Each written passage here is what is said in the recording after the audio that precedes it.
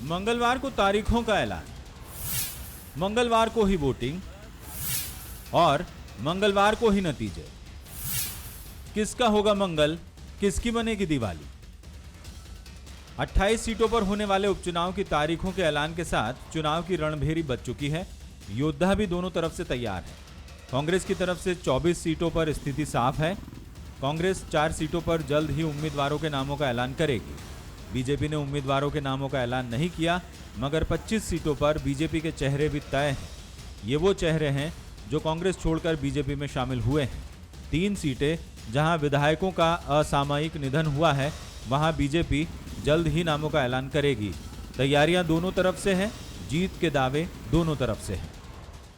हम लोग पूरी तरह से चुनाव के लिए तैयार हैं और चुनाव के मैदान में जाएंगे। भारतीय जनता पार्टी विकास के आधार पर चुनाव लड़ रही है। कांग्रेस का चुनाव का मुद्दा क्या है? कांग्रेस को जनता ने मौका दिया, 1.25 साल आपकी सरकार रही और 1.25 साल में मध्य प्रदेश में सिवाय भ्रष्टाचार, आतंक,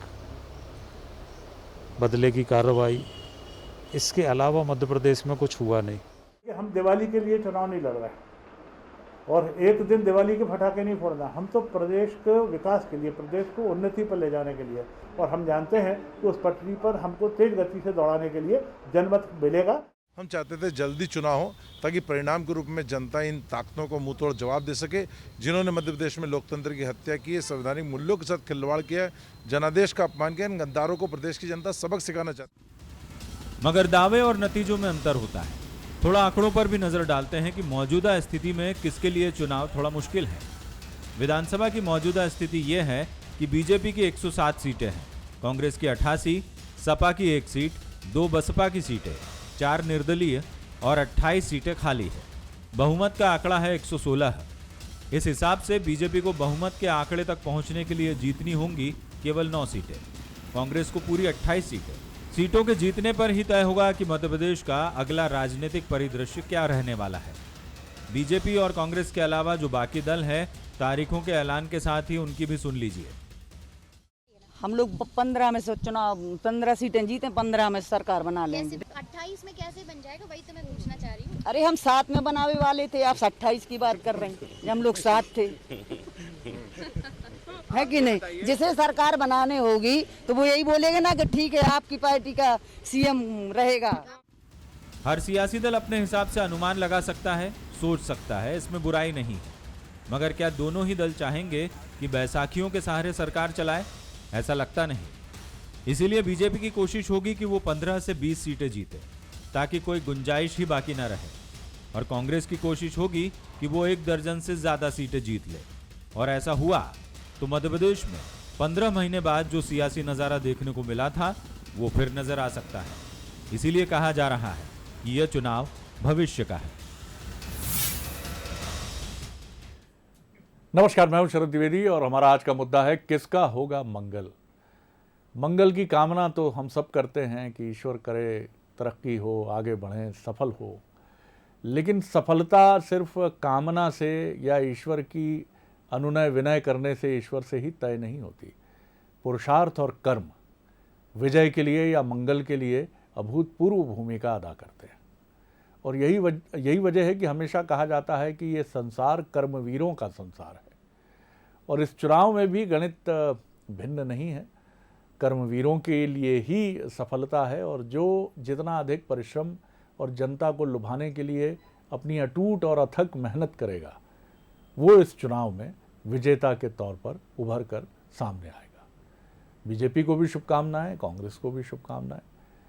लेकिन प्रश्न ये है कि इतना तय होना चाहिए कि इस चुनाव के बाद मध्य प्रदेश किसी राजनीतिक अस्थिरता के भंवर में नहीं फंसे, ऐसी कामना की जानी चाहिए। क्योंकि ये बहुत दुखद पक्ष है कि वो मध्य प्रदेश जो अपने अस्तित्व में यानी 1956 से लेकर अब तक 1967 को लेकर ऐसी किसी परिस्थिति का कभी साक्षी नहीं रहा है, वो मध्य प्रदेश जिस तरह से टिकाऊ बिकाऊ, ये हो गए, वो हो गए, ऐसे हो गए, वैसे हो गए, कैसे कैसे हो गए, इन तमाम चीज़ों में उलझता रहा है। और जनता भी ठगी सी देखती रही है कि हम क्या कहें। तो इस बार का गणित जो है वो तगड़ा होना चाहिए, ये सबकी इच्छा है, राजनीतिक दलों की ही नहीं, मध्य प्रदेश की भी ये इच्छा है कि आपका मंगल ऐसा हो कि आप स्थिर रहें और अगले 3 साल ताकत के साथ मध्य प्रदेश की जनता के भले के लिए आवाज़ उठाते रहें। अब देखते हैं कि किसका भला होता है। जो मेहमान हमारे साथ हैं उनसे मिल लीजिए। मेरे साथ भोपाल स्टूडियो में हैं कांग्रेस के युवा नेता और प्रवक्ता अवनीश बुंदेला जी, बहुत स्वागत करता हूं। हमारे साथ जुड़ रहे हैं ग्वालियर से बीजेपी के वरिष्ठ नेता मोहन सिंह राठौर साहब, उनका मैं बहुत स्वागत करता हूं। और साथ ही इंदौर से हमारे साथ जुड़ रहे हैं वरिष्ठ पत्रकार और राजनीतिक विश्लेषक हर्षवर्धन प्रकाश, बहुत उनका भी मैं स्वागत करता हूं। हर्षवर्धन जी, पहली टिप्पणी आपकी लेकर हम आगे बढ़ते हैं। ये मध्य प्रदेश के भविष्य का चुनाव है, बिल्कुल सही शब्द है। किस तरह आप इसको देखते हैं, और ख़ास तौर से इस चुनाव के जो 2 मुख्य प्रतिद्वंदी हैं बीजेपी और कांग्रेस, उनकी तैयारियों के बरक्स उसके नज़रिए से? जी बिल्कुल, मध्य प्रदेश के सियासी भविष्य का चुनाव है और ये चुनाव आम उपचुनाव नहीं शरद जी की जो केवल कुछ सीटों के अंकगणित को बदल दे, लेकिन ये चुनाव सत्ता के समीकरण में कौन सा दल रहने वाला है उसको तय करेगा। सत्ता की बागडोर किसके पास रहेगी, भाजपा बरकरार रहेगी या कांग्रेस वापसी करती है, इसका चुनाव है।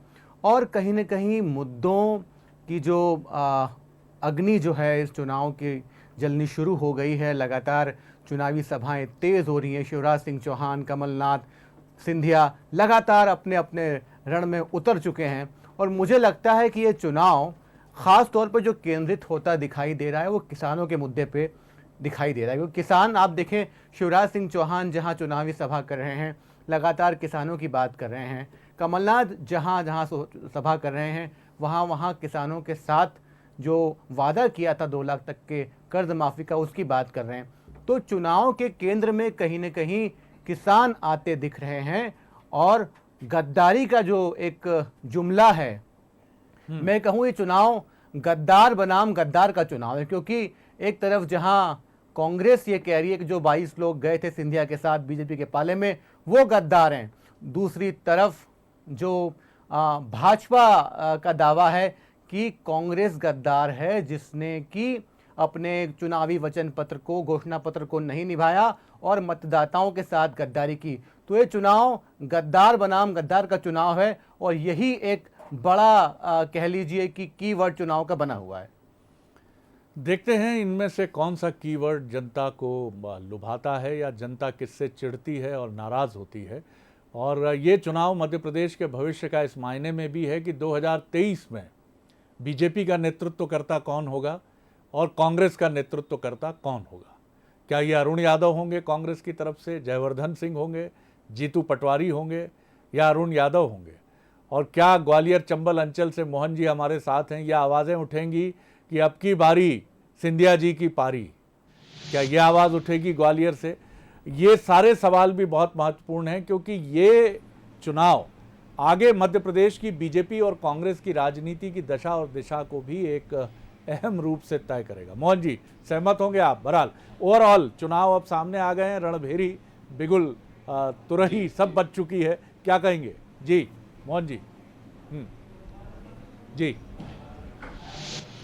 देखिए, हम लोगों की तैयारी, भारतीय जनता पार्टी की तैयारी तो ग्रास रूट लेवल पर बहुत समय से चल रही है। उन भारतीय जनता पार्टी का संगठन अपने आप में बिल्कुल एक एक गांव गली गली कूचे कूचे तक फैला हुआ है। जहां तक जनता की बात है तो जनता को तो ये चुनना है विकास और विनाश।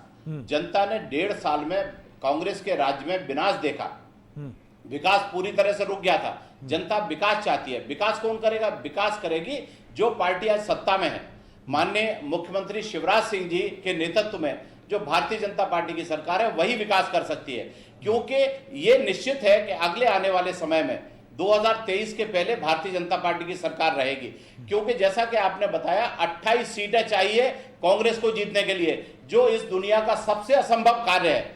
जो लोग अपनी सीटें बचा नहीं पाए, जो अपने साथियों को संभाल नहीं पाए, जिनके अपने कुकर्मों की वजह से उनके साथी छोड़कर चले गए, वे अब भविष्य में उनको जनता दोबारा से सौंप दे, यह संभव नहीं है। क्योंकि जनता चाहती है कि जनता ने 5 साल के लिए इनको दिया था, ये अपने विनाश इन्होंने खुद ने किया है। तो अब जनता केवल विकास के साथ जाना चाहती है। विकास श्रीमंत ज्योतिरादित्य सिंधिया जी के नेतृत्व में, विकास आदरणीय शिवराज सिंह जी के नेतृत्व में विकास हमारे केंद्रीय मंत्री नरेंद्र सिंह तोमर जी और बीडी शर्मा साहब और नरोत्तम मिश्रा जी से लेकर तमाम सारे ऐसे लोग हैं इस ग्वालियर चंबल संभाग में विकास की बागडोर जिनके हाथ में है, केवल जनता उनका साथ देगी, ये आने वाला समय आपको बता देगा। तो चलिए ये और इनका पूरा नेतृत्व अब पूरी तरह से जनता के सामने फेल साबित हुआ है। चलिए मोहन जी ने तो ऐसी परिस्थितियों में अब जनता को निर्णय करना है, जनता बहुत अच्छी तरह से समझ रही जी। मोहन जी ने विकास और विनाश के बरक्स भी इस चुनाव को खड़ा किया है और बीजेपी की पूरी गैलेक्सी जो ग्वालियर चंबल की और मध्य प्रदेश की है उसको भी उन्होंने गिना डाला है। एक आध कोई नाम मैं भी सोच रहा था छूटा तो नहीं है, लेकिन मुझे नहीं लगता है कि कोई नाम छूटा हुआ है। जो छूटे हुए हैं वो छूट ही गए होंगे। खैर, ये दार्शनिक व्याख्याओं में पढ़ने का समय नहीं है। युद्ध है और युद्ध जो है भावना से नहीं, विवेक रूपी चट्टान पर खड़ा होकर लड़ा जाता है। किसी फिल्म का संवाद लगे आपको तो लगे, लेकिन सच्चाई यही है।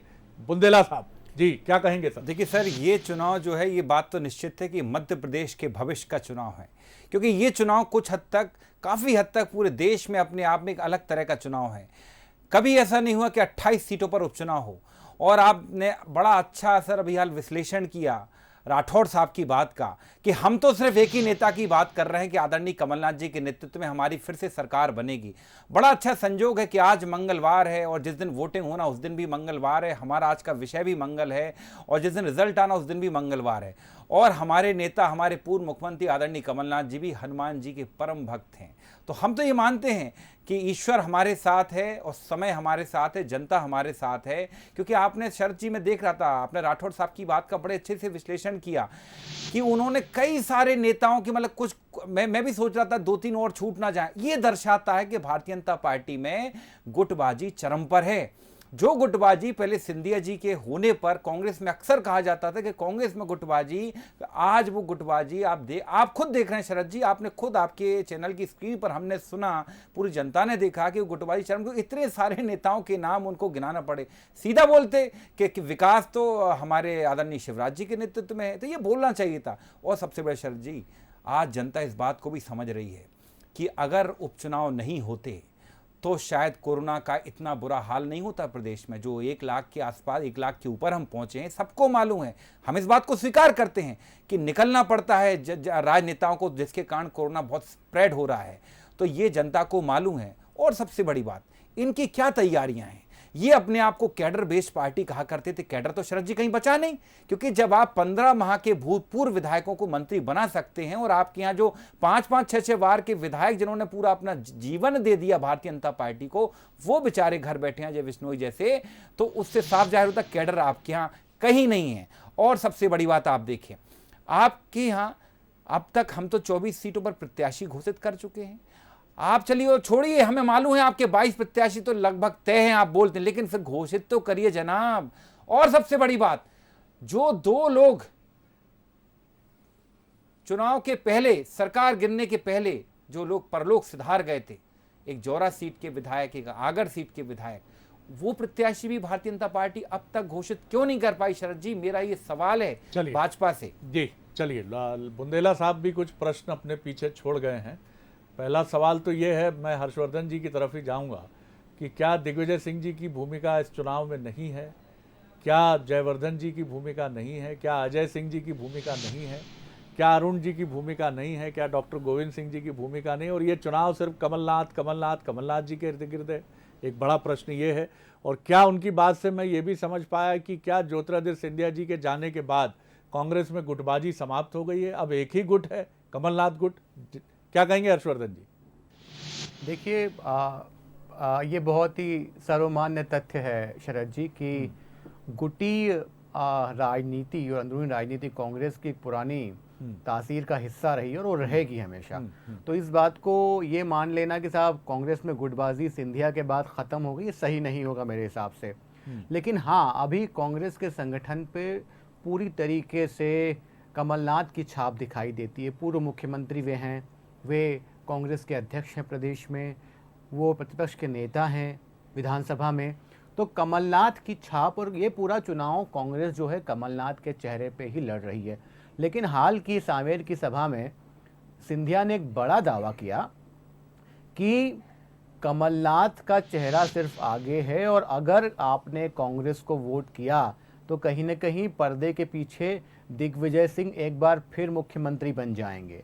तो सिंधिया का जो रणनीतिक हमला है वो दिग्विजय सिंह पे ज़्यादा है। और आप ये देखें कि जब जब चुनाव आते हैं मध्य प्रदेश में तब तब भाजपा दिग्विजय सिंह का जो एक कारक है, जो फैक्टर है, उसको लगातार हाईलाइट करती है। वो क्यों करती है वो बेहतर सब लोग जानते हैं। जो 10 साल का कार्यकाल दिग्विजय सिंह का रहा उसको भाजपा जो है कुशासन की तरह पेंट करने की कोशिश करती है। तो दूसरी तरफ हम देखें कि एक तरफ कमलनाथ का चेहरा है घोषित रूप से और दूसरी तरफ भाजपा का जो प्रचार अभियान शुरू हुआ है उसमें शिवराज सिंह चौहान को ज़्यादा हाईलाइट किया जा रहा है कि शिवराज सिंह चौहान बनाम कमलनाथ के चुनाव बन के रह जाए। सिंधिया को उतनी तवज्जो नहीं मिल रही है। एक रणनीति है भाजपा की कि प्रचार को आप शिवराज पे केंद्रित रखें और निशाना कमलनाथ और दिग्विजय सिंह को बनाएं। तो ये कहीं न कहीं राजनीतिक चालें हैं शरद जी, और चुनाव आगे जैसे बढ़ेगा वैसे और इसके अध्याय सामने आएंगे। बड़ा सवाल लेकिन यही है कि चुनाव क्या चालों में उलझ कर रह जाएगा या फिर जनता के हित चिंतन से जुड़े मुद्दों की तरफ लौटेगा, ये भी बड़ा सवाल है। सवाल कोसने पर अगर ये चुनाव टिकेगा, जैसा आपने पहले कहा कि गद्दार बनाम गद्दार की तरफ जा रहा है, लेकिन इससे जनता को क्या लेना देना है? जनता को तो ये चाहिए कि साहब आप उसके लिए क्या कर रहे हैं। और बिल्कुल ठीक बात है, ये सबसे बड़ा सवाल है। मोहन जी के पास मैं इसी सवाल के साथ आ रहा हूँ। मोहन जी, जनता ये चाहती है ग्वालियर चंबल की कि ग्वालियर चंबल एक्सप्रेस वे जो अब अटल जी के नाम पर जिसका नामकरण हुआ है उससे उनका जीवन कितना बदलेगा। उनकी रुचि न सिंधिया जी को कोसने में है, न कमलनाथ जी को कोसने में है, न वो इसकी बहुत कोई पड़ताल सीबीआई जांच कराना चाहते हैं कि 22 लोगों ने क्यों छोड़ दी कांग्रेस, क्यों सरकार गिरा दी। उन्होंने कहा चलिए हो गया सो हो गया साहब, अब ये बता दीजिए हमें हमारे लिए कांग्रेस या बीजेपी क्या करने जा रही। बीजेपी की तरफ से आप बता दीजिए क्या जनहित के मुद्दे हैं मोहन जी। जी देखिए, मैं आपको एक बात बताऊं कि आपकी 2-3 बातें हैं जो अभी मेरे मित्र ने कही, बुंदेला जी ने, मैं उसका भी जवाब देना चाहता हूं कि मैं सुबह से सोच रहा हूं कि ये मंगल को वोटिंग, मंगल की घोषणा और ये जो सब मंगल हो रहा है वो हो क्यों रहा है। तो मुझे लगता है कि ये हम लोगों ने जो अयोध्या मंदिर को लेकर शिला पूजन का जो अभियान शुरू किया और उस अभियान में जो सुंदरकांड और ये सारी चीजें जो ग्रामीण क्षेत्रों में हम लोगों ने की हैं, तो कहीं ना कहीं बजरंगबली प्रसन्न हुए हैं और उन्होंने ये इंडिकेशन दे दिया, उन्होंने एक संदेश दे दिया है कि अगले आने वाला समय भारतीय जनता पार्टी का है। तो ये तो मुझे मंगल तो समझ में आ गया। जी। और ये युवा मोर्चा पूरे मध्य प्रदेश में इस कार्यक्रम को कर रहा है और जन जन की भावना से जुड़ा हुआ मुद्दा है। तो एक बात तो ये हो गई। दूसरी बात, जहां तक विकास की बात है, ये जितने विकास के मुद्दे हैं, मैं तो कहता हूं छोटे छोटे मुद्दों की बात कर रहा हूं। बेटियों को 51,000 देने की बात थी, ये गद्दारी में बदल गई। किसानों का कर्जा माफ करने की बात थी, गद्दारी में बदल गई। एक्सप्रेस वे का काम पूरा का पूरा रुक गया और हम इंदौर में आईफा और तमाम सारे अवार्डों में उस समय की कांग्रेस सरकार उलझ गई। तो कांग्रेस पार्टी के जो नेता थे उस समय के, वो पूरी तरह से विकास को केंद्रित नहीं कर रहे थे, अपनी अपनी छवि बनाने को केंद्रित कर रहे थे। मेरे मित्र बुंदेला जी ने एक बात और कही कि वो केवल कमलनाथ जी की बात कर रहे हैं। कमलनाथ जी की इसलिए बात कर रहे हैं कि कांग्रेस पार्टी नेता विहीन हो गई है। वहां अगर मुख्यमंत्री की बात होगी तो कमलनाथ जी, प्रदेश अध्यक्ष की बात होगी तो कमलनाथ जी, और विपक्ष का नेता भी अगर बनेगा तो कमलनाथ जी। और मुझे लगता है कि अगर किसी जगह जिलाध्यक्ष की बात आएगी तो कहीं अगला नाम कमलनाथ जी का ना हो। तो जब नेता ही उनके पास नहीं बचे हैं, और मैंने जो नाम लिया, मैंने किसी गुटी राजनीति के लिए नहीं लिया, मैं ये बताना चाहता हूं कि माननीय मोदी जी से लेके और प्रदेश में नेतृत्व की एक बड़ी श्रृंखला है। जिस आदमी को भी जिस तरह से चाहेंगे जनता का मन भरने के लिए तैयार है। हमारे क्षेत्र का विकास की योजना है और पूरे मध्य प्रदेश का एक रोड मैप जो माननीय शिवराज सिंह जी ने बनाया है, पूरी भारतीय जनता पार्टी उनके साथ खड़ी है। माननीय शिवराज सिंह जी के साथ चाहे सिंधिया जी हो, चाहे हमारे सारा वरिष्ठ नेतृत्व हो, पूरी तरह से एक एक योजना में साथ खड़ा है। हमारी भारतीय जनता पार्टी की जितनी जगहों पे चुनाव हो रहा है, चलिए जी, हर जगह 800 करोड़ रुपए से लेके 1000 करोड़ तक के विकास कार्य हुए हैं। मैं डबरा विधानसभा को बात कर रहा हूं, 335 करोड़ रुपए की केवल हमारी सिंचाई की योजना है। हमारे 100 बेड का हॉस्पिटल है, तमाम सारी ऐसी योजनाएं हैं कि जिनसे केवल विकास दिखता है, और ये जनता इस बार विकास के लिए अपना वोट करेगी, विनाश के लिए नहीं करेगी वोट। क्योंकि जिन लोगों को विकास की जिम्मेदारी ली थी, जिन्होंने वचन पत्र अपना प्रस्तुत किया था, वो उससे मुकर गए। उन्होंने गद्दारी की है जनता के साथ, गद्दारी की है किसानों के साथ, युवाओं के साथ और हमारे मजदूर भाइयों के साथ। जी चलिए, जनता पूरी तरह से विकास के साथ है। विकास केवल भारतीय जनता पार्टी कर सकती बुंदेला है, साहब। क्योंकि कांग्रेस का सरकार बनना असंभव है, असंभव है, असंभव है। बुंदेला साहब, आईपीएल का सीजन है मनोज जी, मोहन जी, कुछ भी असंभव नहीं है। एक ओवर में पूरा मैच पलट जाता है। इस बात की आप गुमान में मत रहिए। और सबसे बड़ी जो डिसीजन मेकर है वो जनता है। और सबसे मैं खास बात बताना चाहूँगा, हम जो चुनाव में जाएंगे शरद जी, हम जाएंगे अपने विकास के ऊपर।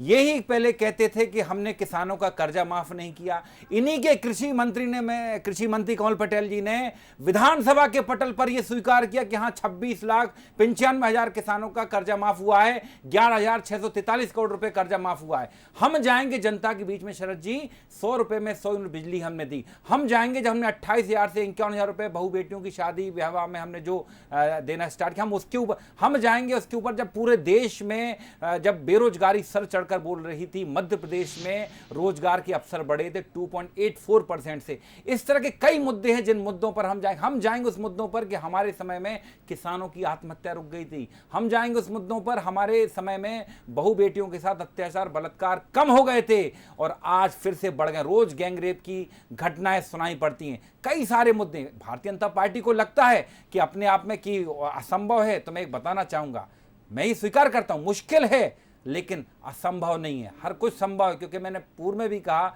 आईपीएल का सीजन है, आप चिंता मत करिए, अभी काफ़ी समय बाकी है। लेकिन हाँ, मुझे ऐसा लगता है कि आज चुनाव की तारीखों का ऐलान हुआ, बेचारे शिवराज जी अब हाथ में नारियल लेकर नहीं घूम पाएंगे। जिस तरह की वो घोषणाएं कर रहे थे, घोषणा भी वो पहले ही से कहलाते हैं।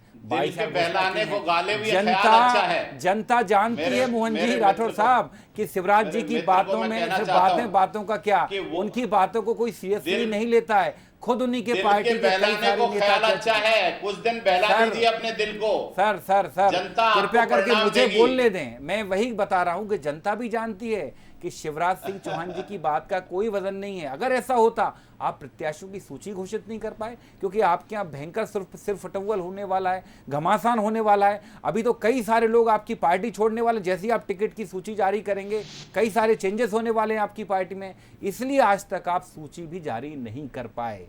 और आप देखेंगे कि सरकार कमलनाथ जी के नेतृत्व में कांग्रेस की ही बनेगी। लगे उनको बचाइए पहले। अरे सर, जो थे आपके साथ चले गए, हमें कोई गुमान नहीं। आपके साथ विधायक अभी भी लाइन में है।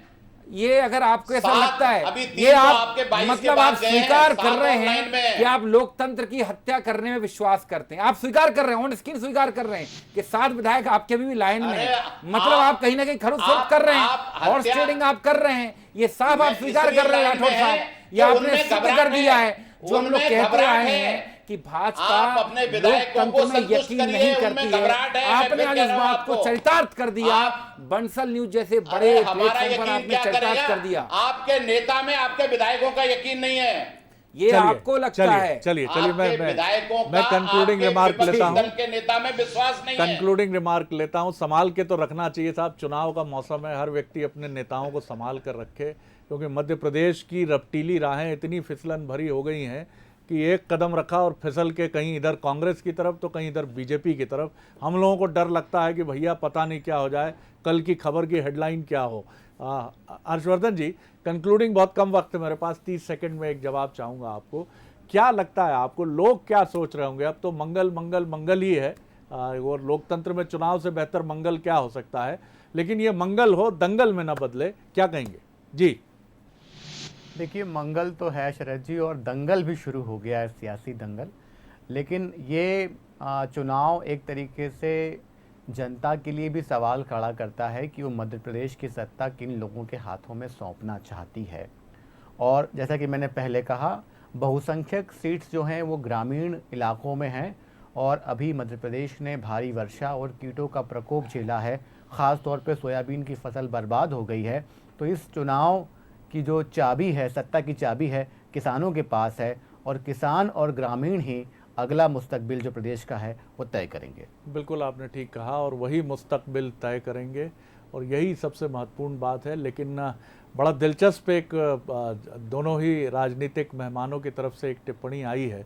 मोहन जी ने बड़ी दिलचस्प बात कही है कि राम मंदिर का निर्माण हुआ है बीजेपी की तरफ से, इसीलिए सर्वत्र मंगल होगा बीजेपी के लिए और तीनों मंगलदायक होंगे।